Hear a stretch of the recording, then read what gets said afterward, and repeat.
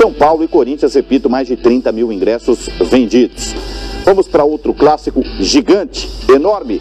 Vasco e Flamengo se enfrentam no final de semana. Está aí Rodrigo Bueno, o raio-x do clássico dos milhões. E tem uma grande diferença técnica que se explica nesse número de gols absurdo, né? O Flamengo é o time da posse de bola, tem mais posse de bola, tem mais gols, absurdamente maior, 3 vezes mais que o Vasco. O Vasco tem uma dificuldade, um pouco mais parecido com o Corinthians, né? O Luiz Fabiano chegou para tentar melhorar o número de gols e finalizações por gol. A gente falava do Corinthians, o número de finalizações por gol, a dificuldade, o número elevado. O Vasco também, 17, quase 18 finalizações para fazer um gol. E o Luiz Fabiano até agora chegou, né, em algumas partidas, né, 3 jogos, ele ainda não conseguiu resolver esse problema, não fez gol. Se o Flamengo é o time da massa, o Vasco é o time do povo, esperamos também um grande clássico no Rio de Janeiro. Com e sem Diego Guerreiro. O Flamengo não terá 2 dos selecionáveis para o final de semana. O que é que muda? O Raio Fox mostra para você. PVC.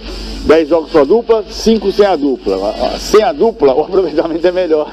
É incrível. Também tem a qualidade do adversário, né?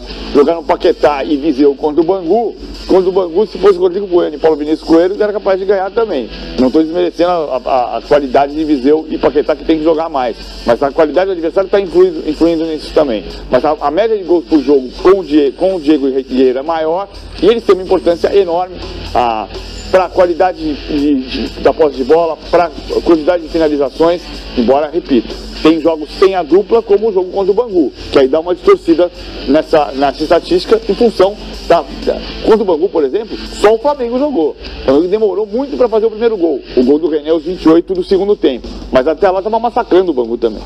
Sem o Diego, o Flamengo perde, por exemplo, a batida de falta, né? Que o consagrou, inclusive, logo na estreia da Libertadores. O Flamengo não só com o Diego na batida de falta, mas tem feito muitos gols de fora da grande área. O porquê?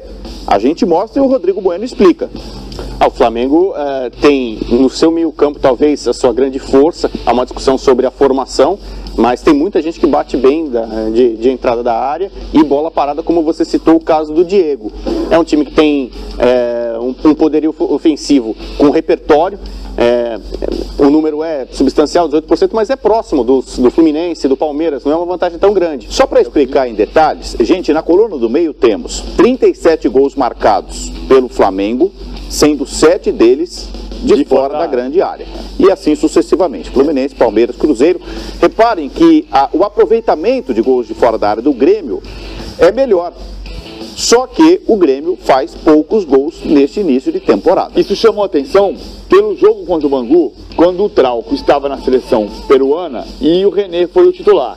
E o René, aos 28 do segundo tempo, bate de fora da área, uma posição muito semelhante à que o Trauco bate contra o São Lourenço. René domina, carrega, olha a posição, finaliza a distância, muito parecida com o lance seguinte, que é o lance do Trauco. O Trauco bate contra o São Lourenço, a bola que ele recebe do Diego, domina, dá uma posição parecida de fora da área e bate, como a gente viu, 18% dos gols do Flamengo tem sido de fora da área. Tem a conta do Diego também de falta, mas aqui estamos vendo, sem contar a bola parada. Fora da área, o Flamengo tem finalizado bastante. Essa é uma boa pauta, Rodrigo. O Trauco dá conta do recado? Dá pra gente dizer que o Flamengo tem 2 laterais? Tem 2 laterais de bom nível, né? Você pode alternar um ou outro ali, não vai fazer tanta diferença. Tem mais qualidade que o Pará, na minha opinião, e inclusive na batida de longa distância, né? A gente viu, tá analisando aqui os chutes de fora da área do Flamengo. Os dois têm essa opção, essa característica. O Pará é mais voluntarioso, mais de chegada, de conduzir a bola, não tem tanto esse recurso ou essa qualidade para finalizar de fora da área. Então a gente fala muito dos caras de meio campo, porque normalmente o atacante vai fazer gol de dentro da área. O meio campista com qualidade para bater, ele arrisca de longe. E lateral, muitas vezes, é o cara que chega para fazer a diferença, pega com mais espaço. Foi o caso do René e o caso do Trauco. Olha só o René participando, não só fazendo dele, mas também tabelando na entrada da grande área na vitória da última rodada do Campeonato Estadual. Vitória do Flamengo. Quem são os melhores ataques do Brasil? Quem são os piores? A gente se refere, é claro, aos times que vão jogar a Série A do Campeonato Brasileiro. A melhor média de gol é a do Flamengo. Vocês se lembram que há algumas semanas a melhor média era do São Paulo.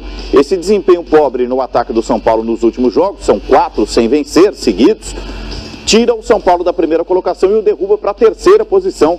Já o Fluminense, com a vitória de virada espetacular em cima do Botafogo num grande jogo, já pula para a segunda colocação. O Galo, que tem o Fred de 11 gols em 10 jogos, que início do Fred, é o quarto melhor ataque do Brasil. O Cruzeiro, com 2 gols por jogo de média, é o quinto colocado. São os times que vão jogar a Série A, são os melhores ataques do Brasil. Cabe sempre a ponderação, não necessariamente as equipes jogam contra os mesmos adversários. Estamos falando aí de diferentes campeonatos estaduais. Quem são os piores ataques daqueles que vão jogar a Série A? Corinthians, Vasco, Coritiba, Botafogo e Atlético Goianiense. Temos alguns gigantes aí entre os piores. E o Corinthians com um problema grave para resolver. O Corinthians no Campeonato Paulista tem 10 gols em 10 partidas, que é exatamente essa média. Nós estamos falando da média do ano, mas o Campeonato Paulista revela muito isso. O Vasco ainda não teve gol do Luiz Fabiano, que chegou para tentar resolver esse problema. A solução não pode ser um jogador. Agora o Luiz Fabiano possa ajudar muito. Só que não vai ser um jogador, vai ser o reforço do time, o time chegando com mais gente ao ataque. O Milton Mendes colocou o Iago Pikachu, olha, estrategista. Colocou o Iago Pikachu, o zagueiro deu um gol para ele e fez 1-0. Aliás, tudo técnico. A mudança de técnico dá uma revigorada naqueles que não vinham sendo aproveitados, como o Iago, né? E o Iago é tipo de lateral, que é lateral ala, na verdade, né? Colocado no meio campo, acho que o Milton Mendes acertou nessa posição. Pelo menos ele estava ali, tem a falha do zagueiro, mas ele estava mais adiantado, o ataque do Corinthians pode até ser pobre, mas o Jô tem jogado. A gente desconfiava, né? Pô, o Jô sumiu, balada, se escondeu na carreira. Você pode reclamar do Casim, do Romero, do Jabá, mas do Jô não. Não, o Jô tem jogado bem, tem feito pivô, tem aparecido na área, feito gols, fez gol decisivo no clássico contra o Palmeiras, por exemplo, ou seja, está cumprindo. Contra o Santos, está indo bem nos clássicos. Está cumprindo aquilo que se esperava dele. Vale a lembrança, na primeira passagem do Jô, o Jô foi o jogador mais jovem da história do Corinthians. E fez gol em clássico também, por exemplo, em 2004, Corinthians 1, Palmeiras 0, gol do Jô, como aconteceu também agora em 2017. Vamos mostrar mais uma vez os melhores ataques do Brasil. Queria saber se vocês concordam ou se os números são distorcidos devido à diferença técnica, né, dos campeonatos estaduais. É por aí mesmo ou é cedo para falar? Tem muita análise que pode ser feita. Por exemplo, eu digo, o Flamengo tem hoje, junto com o Palmeiras, o melhor elenco do futebol brasileiro. Então o Flamengo pode, mesmo poupando jogadores no estadual, ele tem um rendimento melhor do que o São Paulo. O São Paulo não tem as mesmas peças de reposição. Então o São Paulo, o Rogério faz muito rodízio, acho que também isso explica a queda ofensiva do São Paulo. O Flamengo não, o Flamengo pode, como eu falei ali, René, o Trauco, o nível mais ou menos se mantém. Mesmo o São Paulo perde o Cueva, ele cai muito na parte ofensiva. O Flamengo pode perder o Guerreiro e tem peças de posição. O Damião tem feito muitos gols, por exemplo. Então, isso explica um elenco mais vasto. E aí você pode comparar, obviamente, o nível de estadual. O Campeonato Paulista, por exemplo, muitos times pequenos, ou não tão expressivos assim, costumam dar mais trabalho para os grandes do que, às vezes, por exemplo, no Mineiro, né, ou no Gaúcho, talvez. O Ituano, que empatou com o São Paulo, é um desses jogos que o ataque do São Paulo diminuiu o poderio. O Ituano, que empatou com o São Paulo, ganhou do Palmeiras. O Botafogo empatou com o São Paulo também. Os pequenos roubam mais pontos em São Paulo do que no Rio de Janeiro. Isso tem que ser levado em conta. Esse período em que o São Paulo diminuiu o seu poderio ofensivo, ele tem jogos contra o Ituano, que eu citei, de um empate e uma vitória contra a Grande, e tem o jogo contra o Palmeiras, né? Tem o clássico também. Também explica a dificuldade do adversário, também implica na quantidade de gols. Estamos na reta final do Raio Fox desta sexta-feira. Vamos encaminhar o nosso papo para o final. Eu queria favoritismo nos clássicos, palpite. Quem é que vence? Rodrigo Bueno, começando pelo majestoso São Paulo e Corinthians no Morumbi. Os dois chegam com 4 jogos sem vencer. Então, se der um empate, são 5 jogos sem vencer para cada um. O Carille e o Rogério acho que não sofrem pressão, mas a tendência para mim é de um ligeiro favoritismo para o São Paulo para jogar em casa. São Paulo, mesmo sem Prato, Cueva, Buffarini, mas volta o Maicon, volta o Rodrigo Caio, não tem o Sidão goleiro, mas tem o Renan Ribeiro. O São Paulo ganha o jogo. Para mim, o São Paulo ganha o jogo. O Corinthians não conseguiu vencer o São Paulo nas últimas 3 visitas ao Morumbi. Começa por você, PVC, agora para o clássico carioca. Vence o Flamengo. Vence o Flamengo. Apesar favorito dos desfalques também. Flamengo favorito. E assim fechamos mais uma edição do Raio Fox. Até sexta-feira que vem. Bom final de semana a todos, com muita bola rolando. Até a próxima.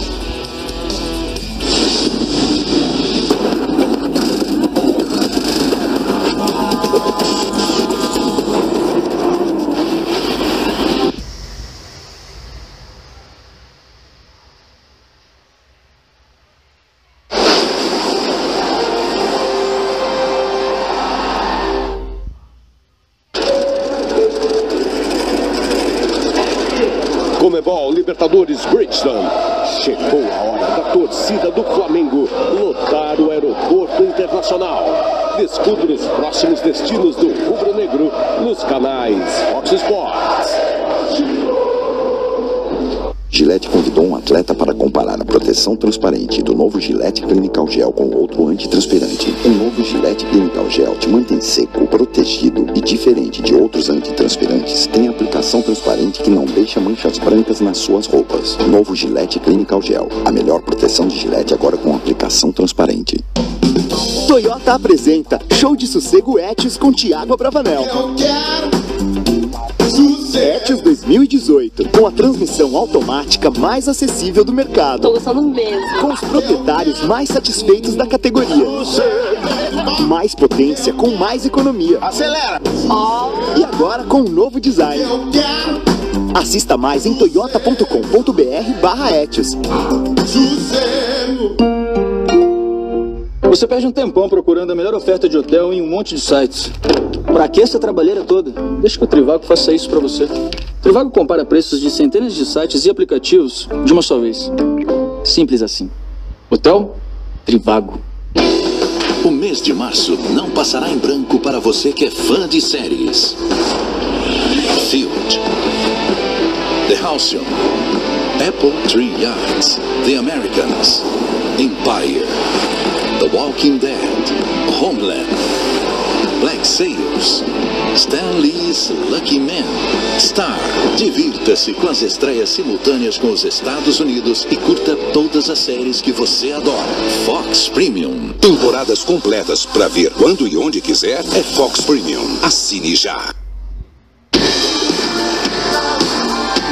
Marco Aurélio Louro Galvão, cara que eu amo de paixão, vai estar estando peso pena só aqui na Fox Sports, ao vivo, galera. Não perca.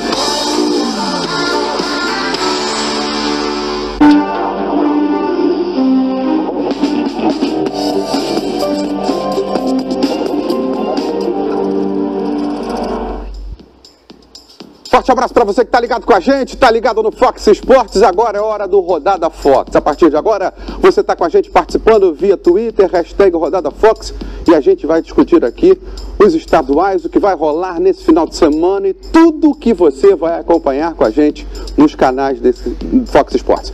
Além de você que está participando com a gente via Twitter, no programa estão comigo aqui o Felipe Francicani e o Gustavo Ribeirão. Boa noite, rapaziada. Qual é o seu destaque, Felipe?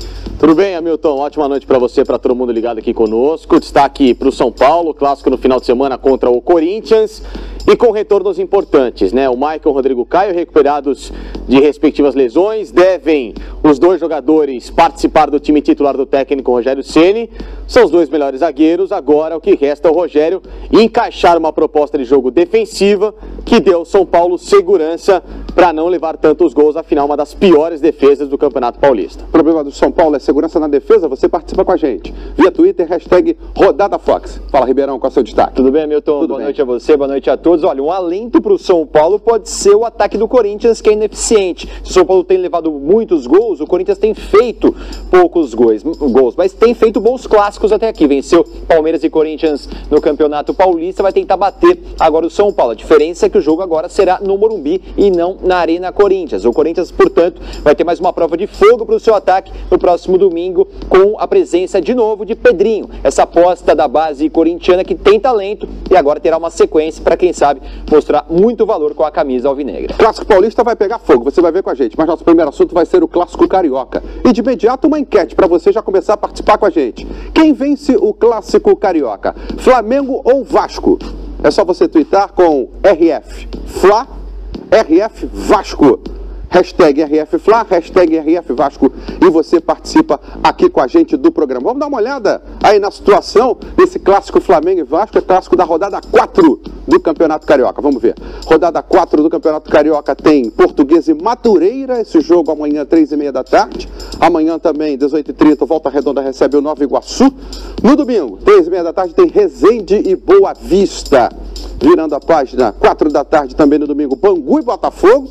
Encontro aí do Louco Abreu com o Botafogo, né? No domingo, 18h30, o clássico Flamengo e Vasco. E também, 7 da noite, Fluminense jogando contra o Macaé. Lembrando que o Fluminense venceu o Clássico jogando contra o Botafogo, resultado de ontem. Classificação, vamos ver como é que está essa classificação do Campeonato Carioca. Só botar aí na tela para você acompanhar. Grupo B, depois de 3 rodadas, Flamengo tem 9. Nova Iguaçu em segundo com 7, Botafogo 4, Boa Vista 4, Macaé 1 e Madureira em sexto também 1 ponto. Madureira que foi bem no turno, né? Não vai bem nessa volta. Agora, tem aí o outro grupo, né, pra gente dar a classificação, depois dou um destaque do Flamengo em cima disso. Isso aí, o grupo C tem o Fluminense com 6, o Vasco com 5, Resende 4, Portuguesa também mais equilibrado. Volta Redonda 3, Bangu 1. Ó, Milton, destaque o seguinte, todos os jogos dessa rodada do Campeonato Carioca são jogos importantes, exceção o clássico para o Flamengo. Sabe por quê? Não é nem no quesito que esse jogo vai ter uma conotação importante para o Flamengo, muito mais pela simbologia do Flamengo e Vasco. Porque pelo aspecto técnico ou até competitivo, o jogo não vale nada. O Flamengo já está classificado para a semifinal do Campeonato Carioca, devido a esse regulamento patético feito pela Ferdi, em que agora o classificado, o terceiro e quarto classificado para a próxima fase, além dos campeões de Taça Rio e Taça Guanabara, saem dessa média de pontos e o Flamengo tem 100% de aproveitamento no Campeonato Carioca para essa média de pontos, porque os jogos semifinais e decisivos das taças, tanto Guanabara e Rio, não contam para essa média, então o Flamengo tem 8 jogos e 8 vitórias no campeonato. Então o Flamengo já segurou a faga dele, né? A Taça Rio em si não tem peso para o Flamengo justamente por isso. Já vai direto à briga na semifinal do Carioca e sem contar que as decisões da Taça Rio vão ser encavaladas nos jogos da Libertadores contra o Atlético Paranaense. Ou seja, o Flamengo, além de tudo, pode cansar o elenco e se prejudicar numa competição que, claro, é o grande chavão da temporada, que é a Copa Libertadores. Ou seja, é uma situação muito delicada, é um regulamento que não foi pensado e que tira esse brilhantismo no Clássico, porque o Flamengo pode entrar no jogo, male, para rodar o elenco, claro que pela simbologia do Clássico, e até também com o risco de, quem sabe, jogadores levarem cartões, acumular esses cartões para a última rodada da Taça Rio, e esses cartões, claro, serem prejudiciais para as decisões. Porque naturalmente os cartões seriam zerados a partir do término da Taça Rio até o início das semifinais do Campeonato Carioca, desde que o cara não seja suspenso.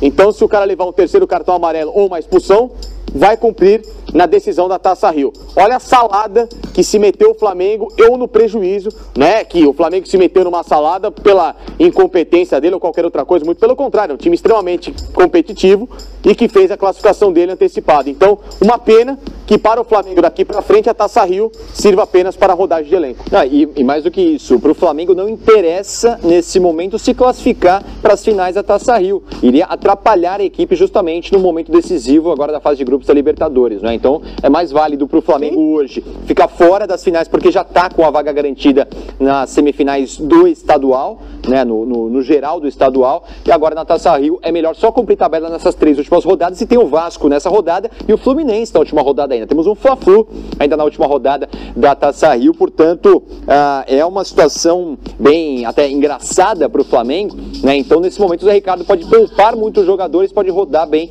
esse elenco e não sofre tanto quanto outras equipes, portanto, com essas ausências de jogadores que servem suas seleções. Mas vocês podem esquecer tudo isso porque para Flamengo e Vasco é decisão de campeonato. Claro. Sim. Qualquer jogo em que eles se enfrentam. Vamos dar uma olhadinha, ó. Tem um parcial da enquete já, olha só, quem vence o Clássico Carioca, Flamengo ou Vasco? Flamengo 65%, Vasco 35%. Primeira parcial aqui na nossa apuração da enquete desse Rodada Fox. Treinadores falando, vamos acompanhar as coletivas dos treinadores aqui no Rodada Fox. Se a gente não tiver nenhum problema de ordem médica, de ordem física, e isso inclui a gente preservar aqueles atletas que porventura tiverem algum tipo de desconforto ou sentindo algum tipo de problema, a gente vai levar para Brasília aquilo que a gente tem de melhor. Então, tanto o Gabriel quanto o Rômulo estão nesse processo, prevenindo esses 2 dias que passaram aí. O Rômulo estava com um desconfortozinho na panturrilha, o Gabriel que está voltando aí também. Vamos avaliar melhor amanhã, mas que tivermos de melhor disponível à disposição da gente, a gente vai levar. É natural que o Flamengo jogue mais tranquilo, mas também não acredito em facilidades, porque existe sim uma rivalidade que é natural, né, pelo clássico, mas acho que o que o Flamengo tem a forma de jogar dele, não vai mudar porque está classificado. Acho que provavelmente colocarão alguns jogadores menos rodados ou não, mas os que entrarem em campo com certeza vão trabalhar muito e não acredito em facilidade. Do nosso lado, nós estamos encarando o jogo como o jogo mais importante da nossa vida, porque é o próximo jogo, é o mais importante. Então, depois, na sequência desse, o outro será o mais importante. Então, portanto, a gente está encarando o jogo como uma final para nós, e é dessa forma que nós vamos entrar em campo, e é dessa forma que a gente está encarando desde o dia que nós aqui chegamos, encarar as coisas, os trabalhos diários, com muita determinação e entrega, para que no jogo tenha reflexo. Milton Mendes tentando encaixar um trabalho no Vasco da Gama, já do outro lado o Zé Ricardo, já com um trabalho quase consolidado, tentando acertar o time com as peças que recebeu. Interessante esse duelo dessa nova geração, né? Bom, vale lembrar que nos clássicos o Abel já ganhou de 2 da nova geração, né? Ganhou do Zé Ricardo e também do Jair Ventura. Mas o Zé é um cara que ele tem tido uma boa aceitação por parte do elenco do Flamengo, né? Os jogadores respeitam muito o trabalho dele, tem a confiança, tanto é que agora, por exemplo, ele devolve o Márcio Araújo à titularidade, e isso não mexeu com qualquer tipo de brilho entre os jogadores, não causou qualquer tipo de desconforto. O Flamengo tem jogado bem, não é o cara que é natural que eu escalaria como titular do Flamengo, até porque eu gosto muito mais da qualidade técnica do que dessa qualidade tática de um jogador. Acho que você pode extrair tecnicamente de um cara ao mesmo tempo o lado tático sem precisar você utilizar um atleta que somente tem essa função com obrigatoriedade, que no caso do Márcio Araújo, que é um cara que corre muito, só que o Rômulo também não vive um bom momento, por isso que agora vai ser utilizado o Márcio Araújo, porque fisicamente está fora da partida.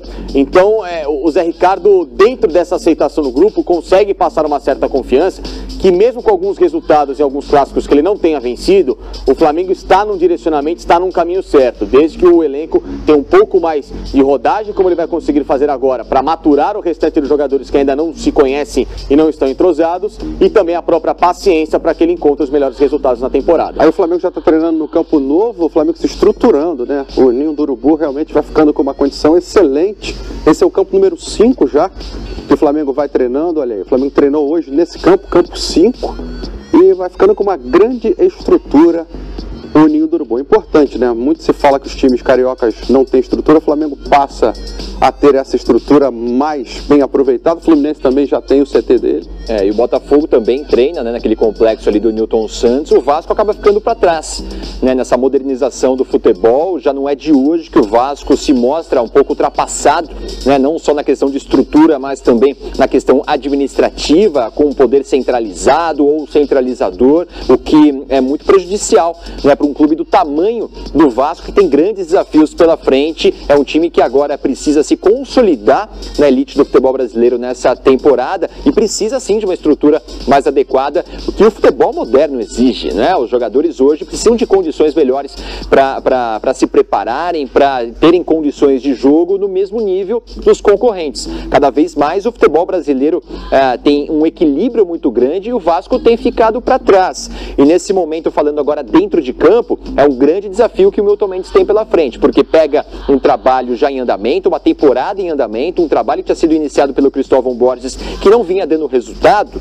mas era um trabalho de reconstrução de um Vasco da Gama que na temporada passada oscilou bastante e tinha como grande dependência o futebol do Nenê. O Vasco dependia muito do futebol do Nenê. Quando ele não estava bem, o Vasco não ia bem. Quando ele ia bem, o Vasco sempre conseguia bons resultados. Nesse ano, o desafio é criar um conjunto melhor do Vasco, porque o elenco é limitado. O Vasco não tem grandes destaques individuais como seus concorrentes diretos, então precisa de um coletivo muito forte. E é isso que o Milton Mendes precisa construir agora. É um técnico que tem experiência em clubes de menor investimento, não tem grandes experiências em grandes clubes com a pressão que tem o Vasco. Sem o Rodrigo, eu acho que o Vasco tem um acréscimo. O Rodrigo, para mim, apesar da capitania, é um jogador que há muito tempo já não vem demonstrando um futebol convincente. Talvez o Rafael Marques esteja no momento melhor, mas só que o Rafael com o Jomar, a zaga já fica diferente, já fica uma zaga muito mais lenta, né? Porque o Luan é o cara mais rápido, então para o Flamengo explorar esse lado esquerdo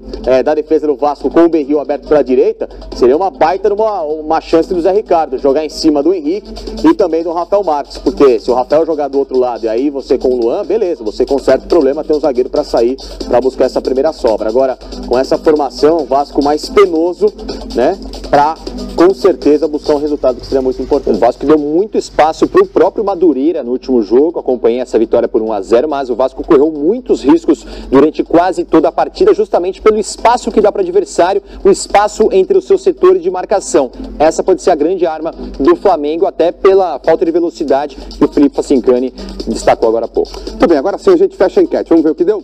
Quem vai levar no clássico continua dando Flamengo, 68% contra 32% do Vasco da Gama. Repito, clássico em Brasília. Passado a limpo o clássico carioca, vamos para o clássico paulista. E você continua participando com a gente com o Rodada Fox, hashtag Rodada Fox. E a nova enquete está na sua tela. Quem vence o clássico paulista? São Paulo ou Corinthians? Hashtag RFSP, hashtag RFCor.